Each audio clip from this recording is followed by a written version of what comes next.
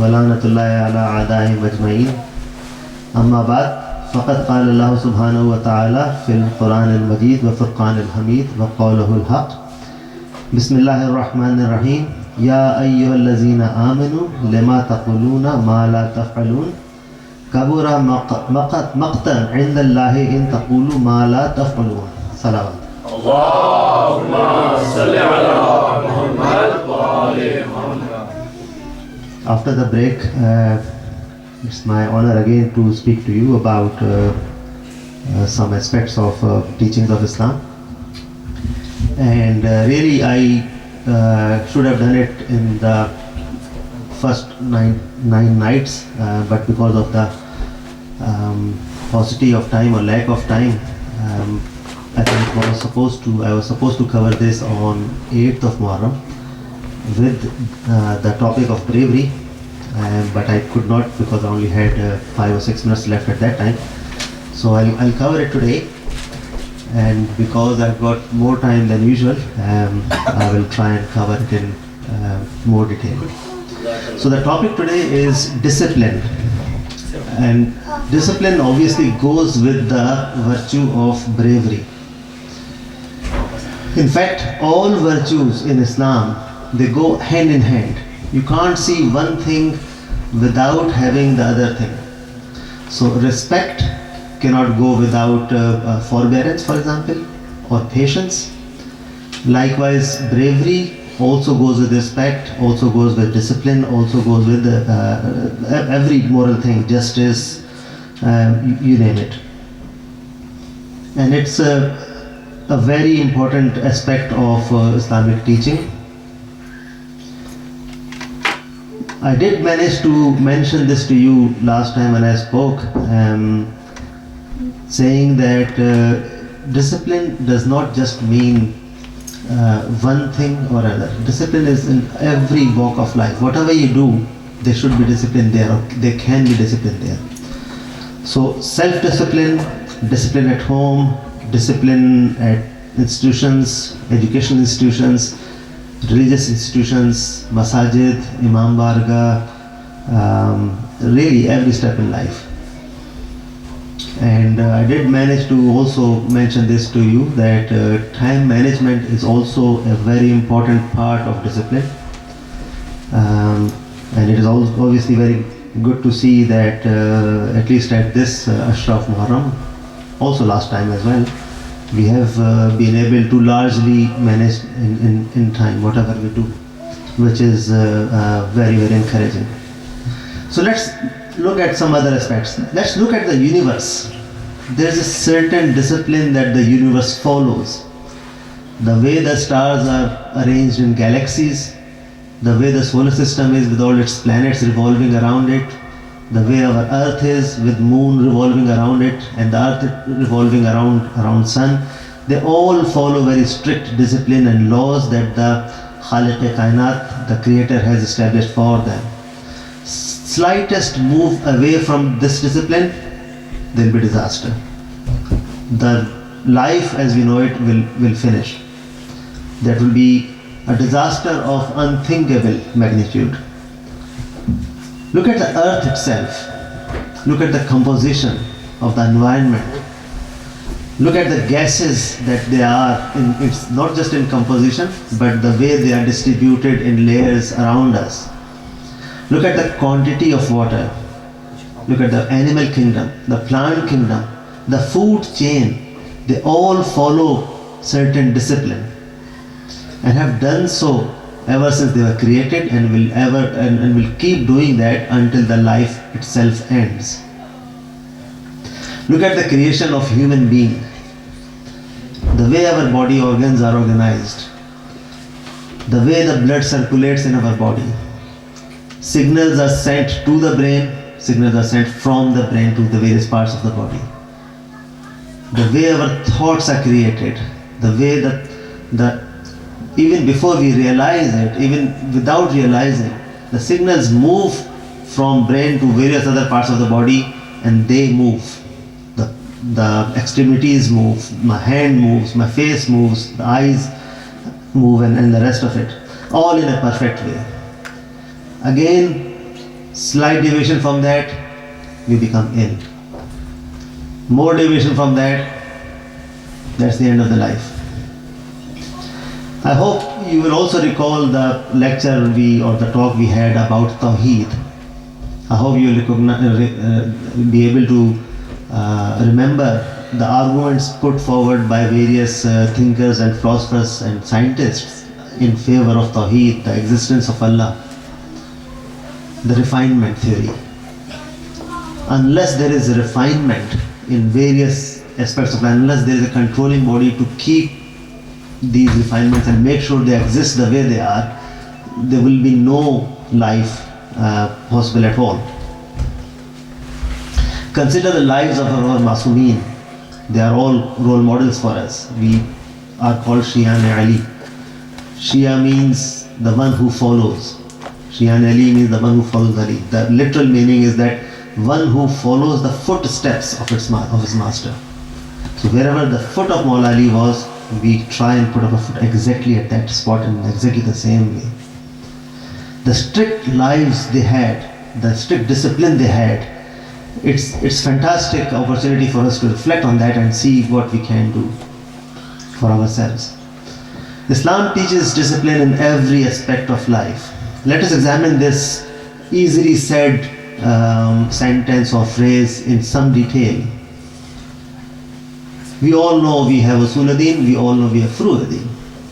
Usuluddin are aqaid, so we believe in them.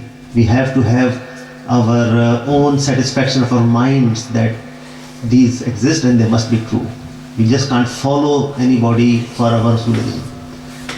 But Furu'uddin belong to our actions. Whatever we do is Furu'uddin. Okay? And all of us know that there are at least 8, but most Maharaja will say 10 Furu'uddin. Okay, and don't want to put anybody in spot. There are lots of youngsters here, but I'll try and make you recall or revise them. There's namaz. Okay, so 8 or 10. I'll count 10. So namaz or prayers, salat. There's roza or sawm, mashallah.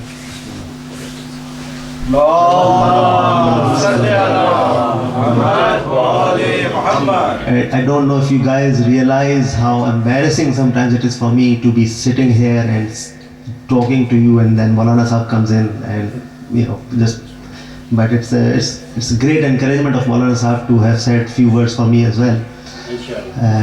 And with all this encouragement, I take advantage of my age and my experience over most of you. I know there are some others who are older than me, but most of you here, I take advantage of that and I get the courage to talk to you. So let's start again. Furu'uddin. Namaz, Roza. If you want, you can join me in recalling the Namaz, Roza, Hajj, Zakat, Khums, Jihad, and then Amr bil Maruf, Nahi anil Munkar, Tawalla Tabara to sabko yaad hota hai. Tawalla and Tabara. And these are the only two where some Maharaja don't count them as Furu'uddin. They count them as important things, but not necessarily Furu'uddin. But at least 8, but most will say 10 Furu'uddin. And let us see what we can learn from them in respect to our today's topic. Let's take the first one, Umud al-Deen, the pillar of the Deen, Namaz. As-Salat Umud al-Deen. We have just done Namaz's Maghribain. The time for Namaz's Maghrib yesterday, the day of Ashura, we had slight confusion at that time. And we all agreed that it was 4:37 when you did the Azan, 4:37. Could you have done it at 4:45? The Azan, if the time was at 4:37? You couldn't. Your Azan would be batil. You will have to do it again in time. There was no time for that. The Azan of Maghrib has to be done once the time is there.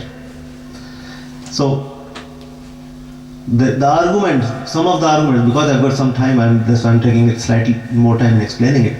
Some people say, why don't our 12th Imam reappear now? Now, what's the problem? There are thousands of us, there are millions of us. Why not now? And one argument put forward to that is that that's good. You've just done Maghrib, why don't you do Namaz Fajr as well today, just now? Fajr will be, just do it now. You don't. Why not? Because time is not right. Okay? So Azan, you could not have done it 2 minutes, even 2 minutes earlier than its time. Right? You could do it a bit later, but not earlier. Okay? That's discipline. You do 2 sajda in every rakat. Sajda is the pearl, the best thing in the namaz. I don't know, can't remember the right word for it, but the best thing that you do namaz, for zinat of namaz, is sajda. 2 sajda. Next time you do namaz, do 3 sajda in each rakat. No, why not? That's what you are told. That's not allowed. That's discipline. Do 2 ruku. No, why not? Same reason. I love namaz. Next time I do Maghrib, I'll do 4 rakat. Can I do that? I can't. Why not? That's what you are told. That's what namaz is supposed to be. That's part of the discipline of life in Islam as well. Let's move on. Let's go a little bit further. Allah Ta'ala says, I can't recall the exact words, but the translation is in Quran, for Allah is the east and west. Everybody heard that? Next time I do namaz, I will face west. Can you do that? That's Allah Ta'ala has said himself. Allah hi ke liye hai mashriq wa maghrib. Why don't you face that? No, you can't. Discipline. Islam teaches you discipline. That's why not. Okay, Rasulullah used to do sometimes, some time ago, Rasulullah used to do namaz facing west, facing Baitul Maqdis. Baitul Maqdis. Yes? And this beautiful description of all that in Quran.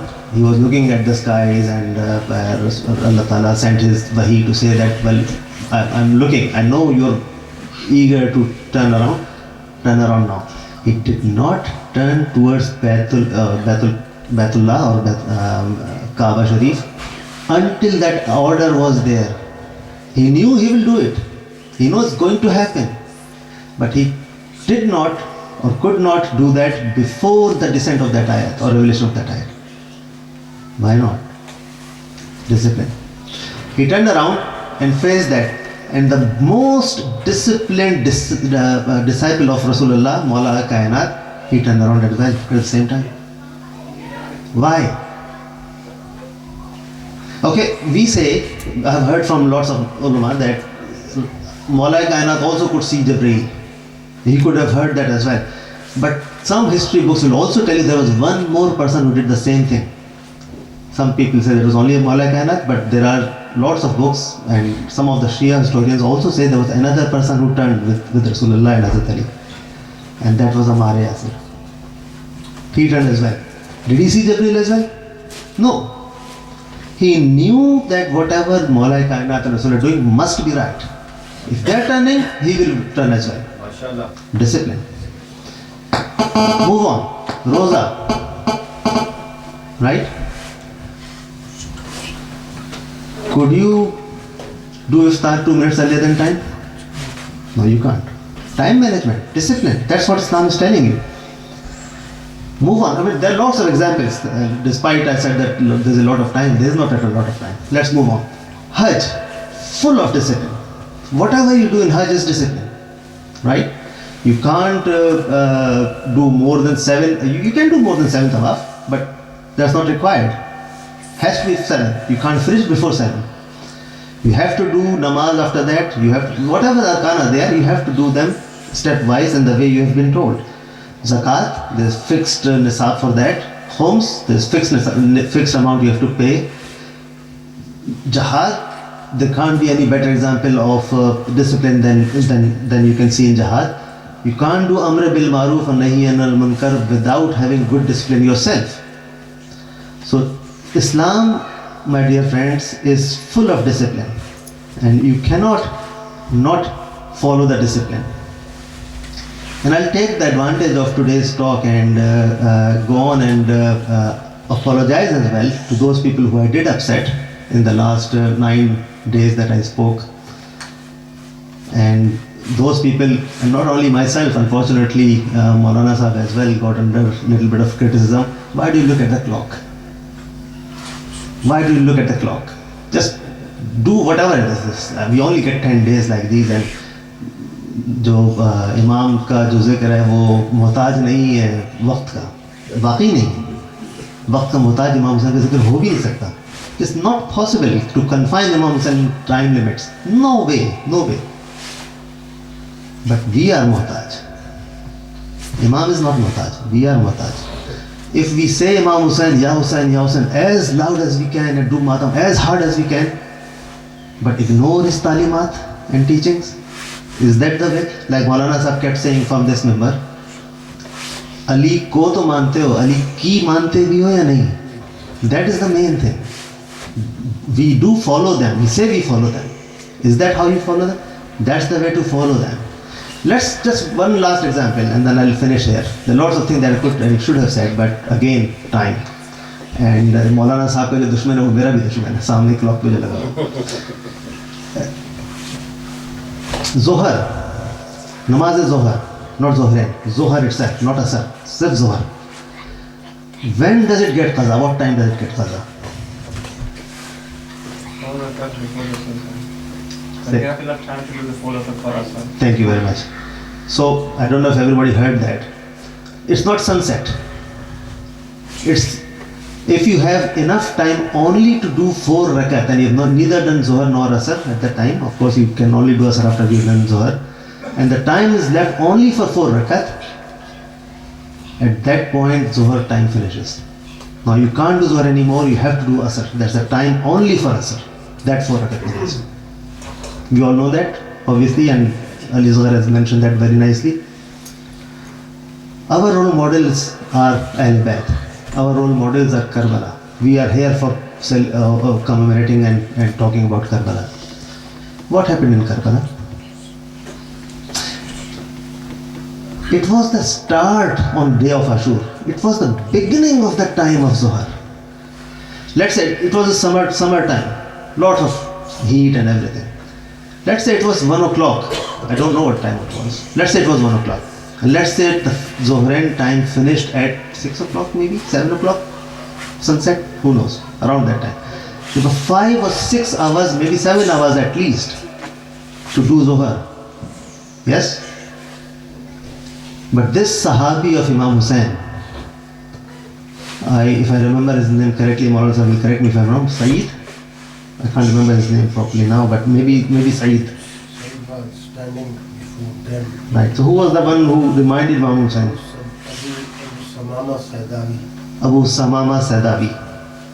He came to Imam Hussain al-Islam and said, Maula, it's time for namaz Zohar. If it was, I can't even compare myself to any of these, if it was me at any other occasion, and somebody had come to me, I said, well, forget it, I'll have got enough time, got 6-7 hours, I'll do it a bit later. Can't you see what's happening here? It's war. People are dying. The people who are loved the most, the best people in the world are dying in front of me. And you're telling me to do namaz, I've got enough time, I'll do it later. Or before I do it, I know I'll get shaheed. I'll be in Jannat and I'll do it in Jannat. Why have to do it now? What did Imam Hussain say to him? Did he say, well, I know it's time for namaz, just wait. Can't you see what's happening? He gave him dua. He said, may Allah bless you. You have reminded me of the best action to do at the right time. And he did namaz, and you all know how he did namaz at that time. I don't need to go into this. What I'm saying to you, I'm just saying that time management is also a very important part of discipline. So I don't have control on what time I get here, but I do have control on what time I get off. So I will stop here. Salamul lazina zalamu iyyamun qalbi yanqalibun.